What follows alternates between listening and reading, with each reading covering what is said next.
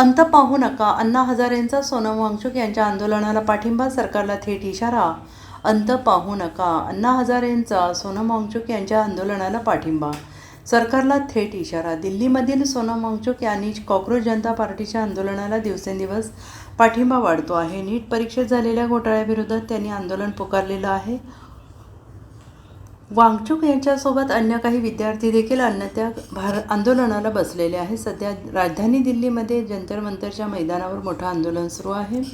गेल्या 20 दिवसांपासून सामाजिक कार्यकर्ते आणि शिक्षण क्षेत्रात मोठं काम करणारे सोनम बेमुदत अन्नत्याग आंदोलन करत आहेत. आता या आंदोलनाच्या 21व्या दिवशी त्यांना रुग्णालयात दाखल करण्यात आलेलं आहे.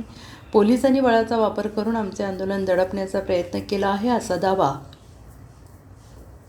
कॉक्रोच जनता पार्टीचे संस्थापक दीपके यांनी केला आहे. सध्या सोनम वांगचुक यांच्यावर उपचार सुरू आहेत, परंतु त्यांनी अन्न खाण्यास विरोध केला असून माझे हे आंदोलन सुरूच राहील अशी ठाम भूमिका घेतली आहे.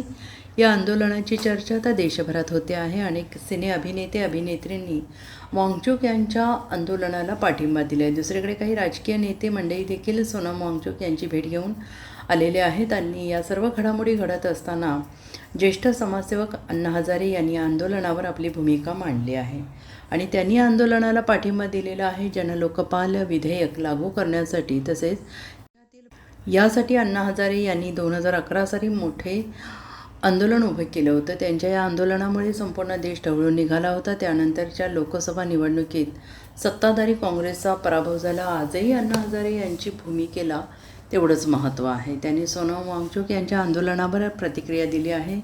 एक प्रकारे त्यांनी वांगचुक यांच्या आंदोलनाला पाठिंबा दिला आहे. सरकारने वांगचुक यांचा अंत पाहू नये. गेल्या 20 दिवसांपासून सोनम वांगचुक यांचे आंदोलन सुरू असून सरकारने त्यांचा अंत पाहण्याची भूमिका घेऊ नये, असं परखड मत अण्णा हजारे यांनी व्यक्त केलेलं आहे.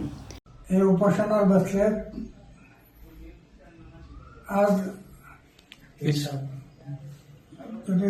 20वा